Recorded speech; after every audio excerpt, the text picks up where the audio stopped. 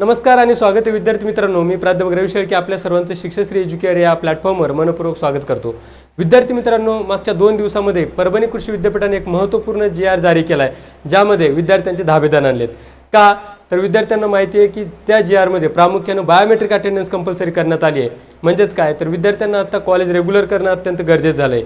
बऱ्याचदा आपण ऐकतो किंवा विद्यार्थ्यांच्या मनामध्ये असा संभ्रम होता की कॉलेज रेग्युलर केल्यानंतर काय फरक पडणार आहे सर, किंवा नाही गेलं तर काय होतंय, परीक्षेला तर बसता येते ना.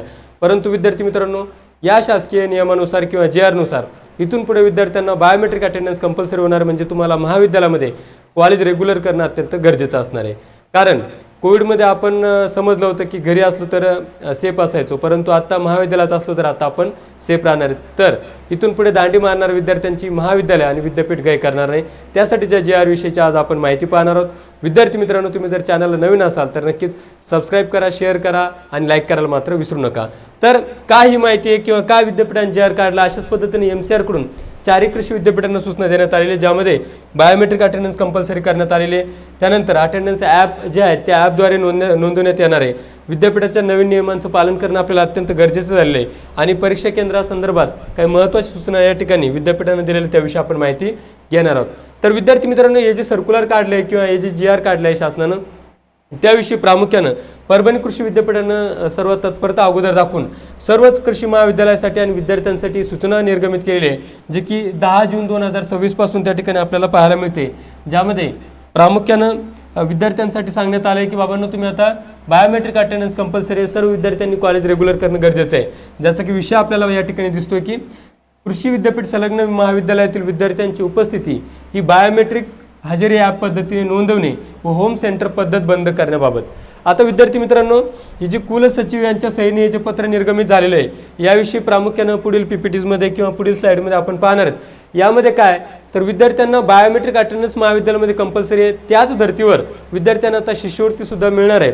जर तुमची बायोमेट्रिक अटेंडन्स ही 80% कमी असेल तर तुम्हाला कुठल्याही सबबीवर परीक्षेसाठी विद्यापीठ आता पात्र करणार नाही. त्याही पलीकडं जर तुमची अटेंडन्स 80% कमी असेल तर तुम्हाला मिळणारी शासकीय शिष्यवृत्ती सुद्धा बंद करण्यात येणार आहे. आणि त्याला जोडून शासनाने एक महत्त्वाचं त्यामध्ये एक धागा धरलेला आहे की ज्यामध्ये होम सेंटर पद्धती बंद करून बाह्य सेंटरसाठी सध्या शासन विचार करते. ज्या पद्धतीनं फिजिओथेरपी असेल, नर्सिंग असेल किंवा इतर शाखांसाठी एका महाविद्यालयाचे विद्यार्थी हे दुसऱ्या महाविद्यालयामध्ये परीक्षा जातात, त्यासाठी त्याला बाह्य सेंटर परीक्षा पद्धत म्हणतात. म्हणजेच काय, फॉर एक्झाम्पल एखादा विद्यार्थी पुणे महाविद्यालयात प्रवेशित असेल तर असा विद्यार्थी येणाऱ्या काळामध्ये परीक्षासाठी कृषी महाविद्यालय धुळेसाठी जाऊ शकतो. यासाठी शासन विचाराधीन आहे, त्याची सुद्धा उल्लेख या ठिकाणी केला आहे. परंतु त्याविषयीचे सूचना पुन्हा एकदा न्याव्याने येतील त्यावेळेला आपण चॅनलला अपलोड करूयात. प्रामुख्याने आता विद्यार्थ्यांनी काय काळजी घ्यायची आहे किंवा GR मध्ये काय महत्त्वाचे निर्णय घेण्यात आले ते आपण पाहूयात. की हा दिनांक 10 जूनचा हा GR आहे किंवा ही माहितीपत्रक आपल्याला ठिकाणी पाहायला मिळतं. विद्यार्थ्यांची उपस्थिती बायोमेट्रिक प्रणालीद्वारे अत्यंत महत्त्वाची कंपल्सरी केलेली आहे. हजेरी व्यवस्थापन ज्या विद्यार्थ्यांचं त्या हजेरी ॲपद्वारे आपण नोंदवू शकतो. त्यानंतर परीक्षा पद्धतीतील महत्त्वाचे बदल म्हणजे काय तर होम सेंटर परीक्षा पद्धत मी तुम्हाला अगोदर सांगितल्याप्रमाणे ती बंद झाली आहे. नवीन व्यवस्था म्हणजे काय तर परीक्षा केंद्र व्यवस्था ही बाहेरील कॉलेजेसमध्ये जाण्यासाठी सुद्धा परमिशन देण्यात आलेली. म्हणजेच एका प्रायव्हेट कॉलेजमध्ये तुमचं ॲडमिशन असेल तर त्याच विद्यापीठातल्या दुसऱ्या प्रायव्हेट कॉलेजमध्ये तुम्हाला परीक्षेसाठी जावं लागेल, अशा पद्धतीचे संकेत या ठिकाणी विद्यापीठानं दिलेले आहेत. महत्त्वाचे मुद्दे म्हणजे काय तर सर्व कृषी व संलग्न महाविद्यालयांमध्ये विद्यार्थ्यांची उपस्थिती बायोमेट्रिक प्रणालीद्वारे नोंदवणे अत्यंत गरजेचं आहे. आणि विद्यार्थ्यांची दैनंदिन उपस्थिती ही बायोमेट्रिक प्रणालीद्वारे नोंदवली जाणार आहे. आता ज्या महाविद्यालयांमध्ये बायोमेट्रिक प्रणाली पूर्वीपासून आहेत अशा महाविद्यालयांनी फक्त विद्यापीठांना रिपोर्ट करायचे की आमच्याकडे बायोमेट्रिक पद्धतीने अगोदरपासूनच त्या ठिकाणी अटेंडन्स घेतल्या जाते. पुढे काय तर ज्या महाविद्यालयामध्ये अद्यापपर्यंत ही बायोमेट्रिक पद्धतीने, आता असे विद्यार्थी विचारतील की सर आमच्या महाविद्यालयामध्ये आतापर्यंत नाही, तर अशा महाविद्यालयांनी येणाऱ्या 9 जुलै 2026 पर्यंत हे बायोमेट्रिक अटेंडन्स कंपल्सरी करणं गरजेचं आहे. आणि या कायद्याचं पालन करणं अत्यंत महत्त्वाचं त्या ठिकाणी विद्यापीठाने सांगितलेलं आहे. पुढे जाऊन बाह्य परीक्षा पद्धती मी तुम्हाला सांगितलं की यामध्ये बाह्य परीक्षा केंद्र व्यवस्था आता लागू करण्याच्या दिशेनं प्रक्रिया सुरू झालेली आहे. आणि विद्यार्थ्यांना नियुक्त परीक्षा केंद्रावर परीक्षा द्यावी लागणार आहे, ज्याची सर्व जबाबदारी त्या महाविद्यालयाची असणार आहे. पुढे जाऊन सर्वात महत्त्वाचं यामध्ये मग काय बदल होणार आहे, विद्यार्थ्यांसाठी याचा काय परिणाम होईल तर विद्यार्थी मित्रांनो, या नवीन आदेशानुसार बायोमेट्रिक प्रणालीमुळे विद्यार्थ्यांच्या शैक्षणिक प्रवासात होणारे काही सकारात्मक बदल आहे.